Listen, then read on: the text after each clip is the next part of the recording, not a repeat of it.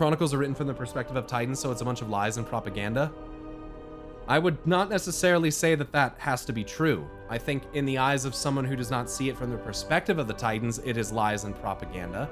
And I do believe some of it is, but that doesn't mean that there is no truth. I think it would be foolish to assume that all of it is lies. I think that, as I've said before, the best lies are often riddled with truth.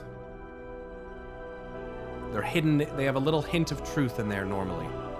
Something, but usually there's something, especially with the Titans, that kind of tips you off to make you think, like when they call themselves, when Chronicles says that the Titans and their keepers are inherently benevolent. Yeah. That's one of those lines that makes you go, I don't think that's true. But then there is other things in there that I think are true. It's WoW lore that changes every expansion? Well, I disagree. I don't really think so. I think that Shadowlands janked up some of the lore that probably didn't need to be kind of fucked with, and opened some doors to some things that maybe don't need to be explored. But I don't really agree that WoW lore changes every expansion. I don't think that's true. Odin, I'm inherently benevolent. Yeah, yeah, Odin said the same shit. Oh, oh divine, Odin with his inherently benevolent odes. Huh. Who would say that about themselves unironically? The Titans. I mean, one of the premises of them is I do think that to a degree that they're arrogant, and maybe that's like a mortal perception, and maybe that arrogance is rooted in something different, and I perceive it as arrogance. But the way that they tried to paint Sargeras as being like very emotional and like very in his thoughts and like kind of a deep thinker, it's just strange. It's just strange how they kind of contrast to the way that they describe him. I don't know. It's weird. So if we consider Titans as constructs, does it mean the first ones crafted them? I mean, potentially. Depends on what the first ones are. I'm fine with the first ones being a thing if the first ones get tied back to Azeroth. I'd be cool with that. If it has nothing to do with Azeroth, I don't think that that's necessarily a good play. Kind of seems like, I don't know, you'd want Azeroth to maybe be like the big thing. You need to read the book on A&R and a certain moon goddess found in the New Zone. I've read some of them. I think I might have read what you're talking about.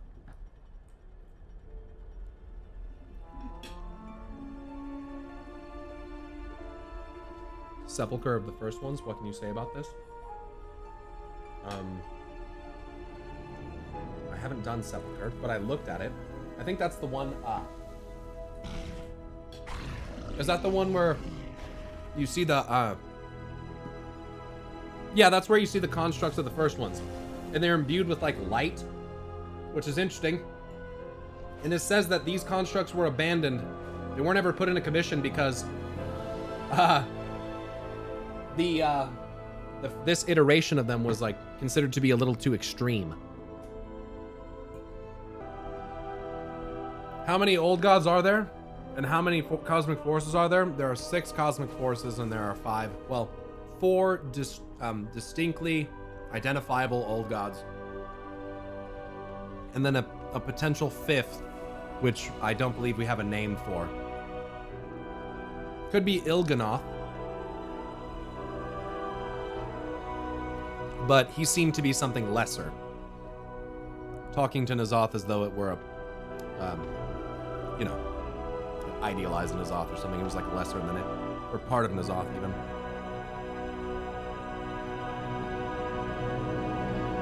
Some might say Xal'atath.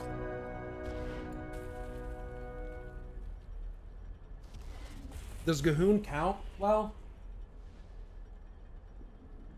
I don't think so, because G'huun is the product of Titan experimentation. Which, to be fair, I have said that so are the other old gods, but it seems that the circumstances of its creation are different.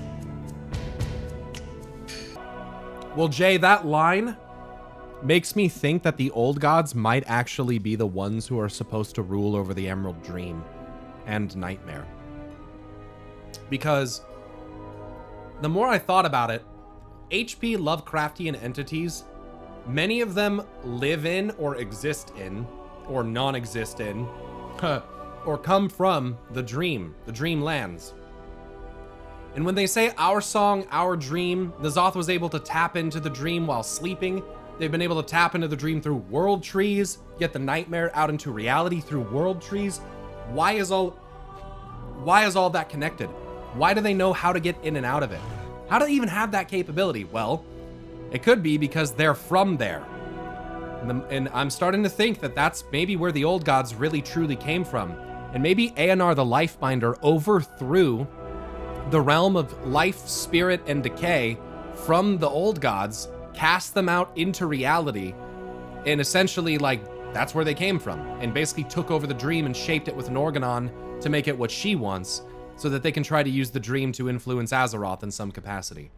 I don't really think that the old gods are bad.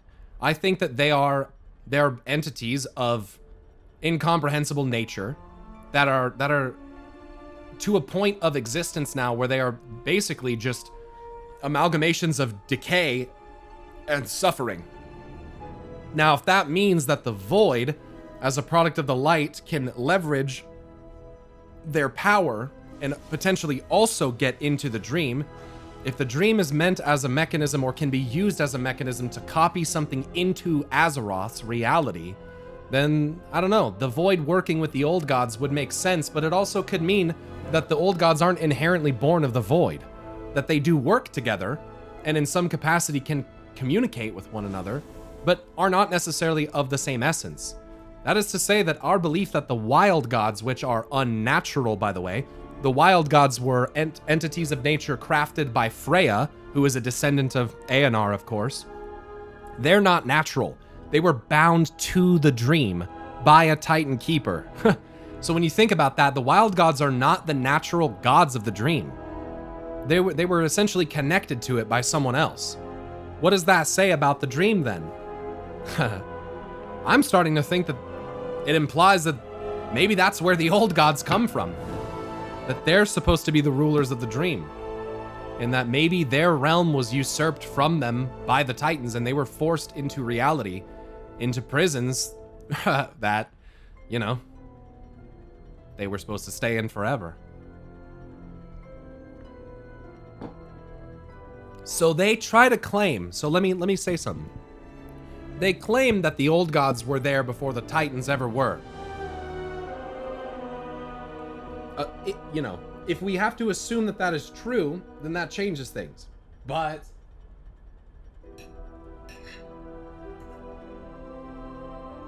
it might not actually, because here's the deal. If the dream is a different realm, let's think for a second.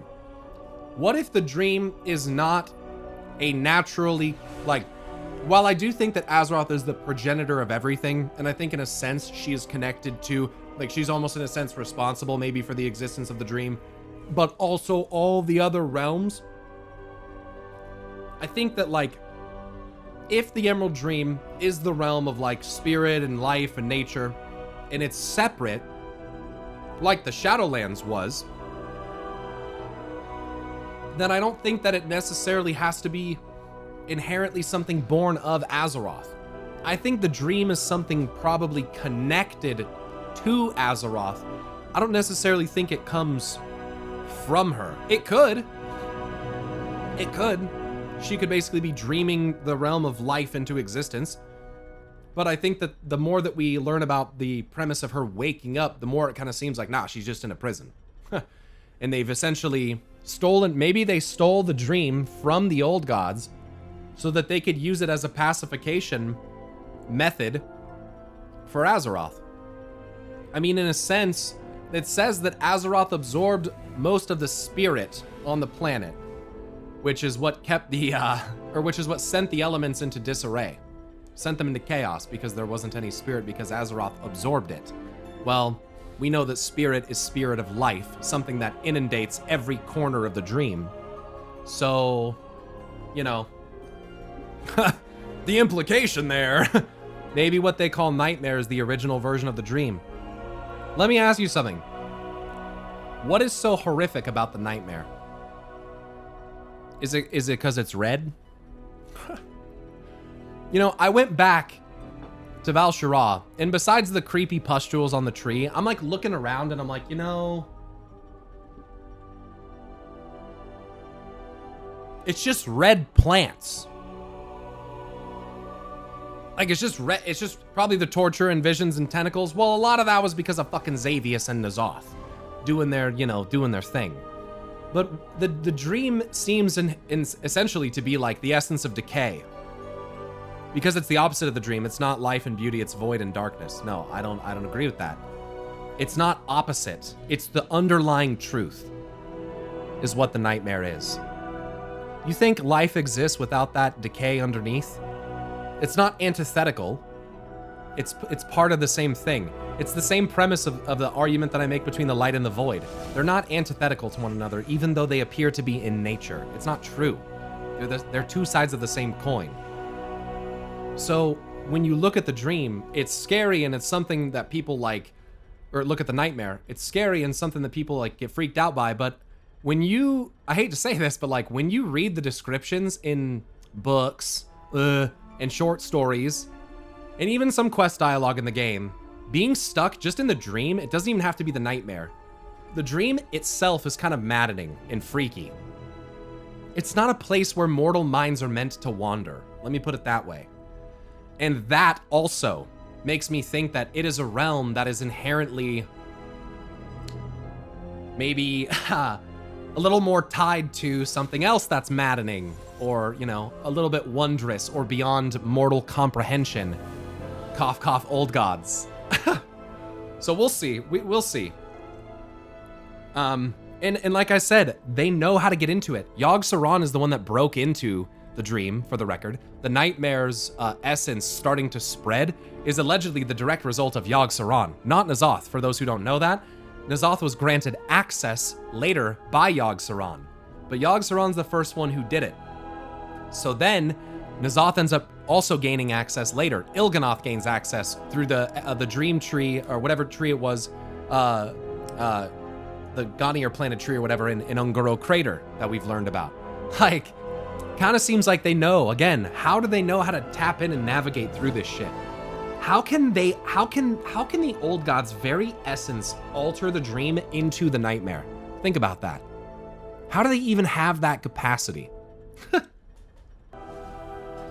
Are we corrupted by a fifth old god? I don't know. I think we're more likely, if they wanted to make our character genuinely important, we're probably more likely connected with Azeroth. That's probably the thing that makes our character like really important. But I also think that in a sense we are the product of the old gods.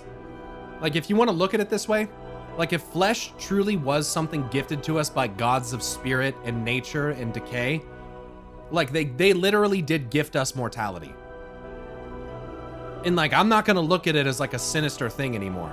They gifted us free will. Think about it. All the Titan constructs made out of stone and infused with powers like this that were inherently bent to the will of the Titans or the Keepers, they got turned into beings that had free will. And not only that, could die. They essentially were released from eternal prison.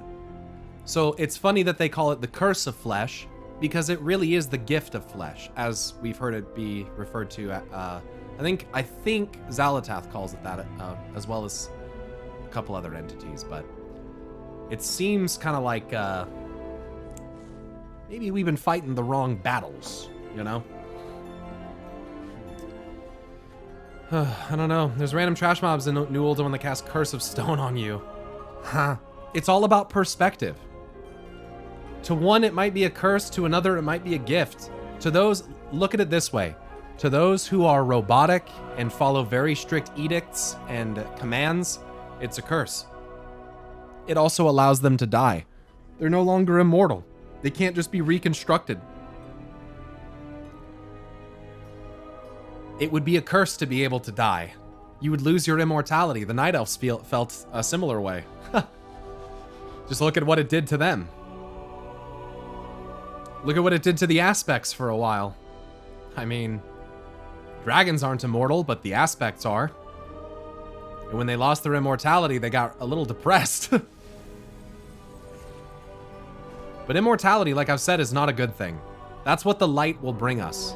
That's what the light and the void and what the Titans will bring us. Like eternal suffering. Something that once you get trapped in it, you will never be able to escape. And that's what you should be terrified of. The things that bring us change, destruction, dismantling, those are the things that have truly been trying to set things right in the cosmos. So yeah, what I'm saying is that the Legion, though what they did was pretty fucked up, a decision had to be made. The old gods, even though some of the things they've done are fucked up, a decision had to be made. Something or someone has to dismantle what the Titans are doing. And that's all they've been trying to do the entire fucking time, is literally dismantle this prison. Dismantle this eternal loop that everything is stuck in. Dismantle this plan of the Titans. It's pretty terrifying, dude, but it's pretty sick. I think it's pretty dope. Like the long-standing, overarching story. Maybe the trolls and subsequently all mortal races before the Curse of Flesh were like original children of Azeroth of Spirit that weren't a construct before. Yo, check it out. What if I dropped a bomb on you and said this? Xal'atath isn't an old god, but she serves one. And it's not N'Zoth. What if I told you, dude, Elune was the 5th old god? Would that fuck your mind up or what? She might serve Void Lords. Xal'atath is a wild card. Elune could be the first one that wasn't corrupted.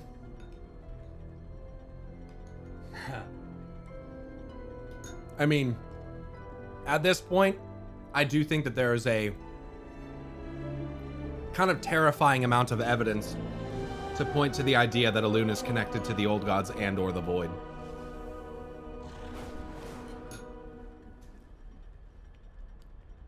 It's pretty scary.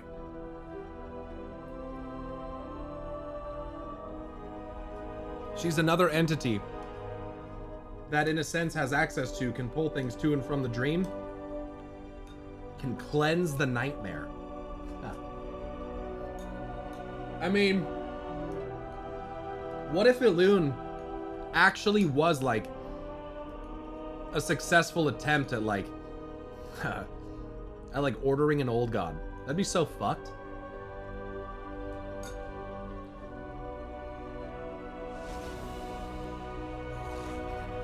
I'm just spitballing, guys. Look, I'm not like, don't take this stuff too serious. But I don't think we have a lot of allies. Elune could be one of them. I think there's also a chance that Elune might be like forced to do things on behalf of A&R the Lifebinder. I think Elune... I essentially think that Elune is some type of conduit of power, as we've been shown, which can pacify and cleanse the dream. Maybe something to do with Spirit itself. Maybe there is like a Titan or entity that is associated with Spirit that is separate from A&R the Lifebinder. Maybe there's something unknown that is different that we are not aware of yet. But it kind of seems like with what the Titans have done with the dream, and how Elune can cleanse it, has effectively, through what's happened with Ysera, helped protect the dream, keep it going. I don't know, man.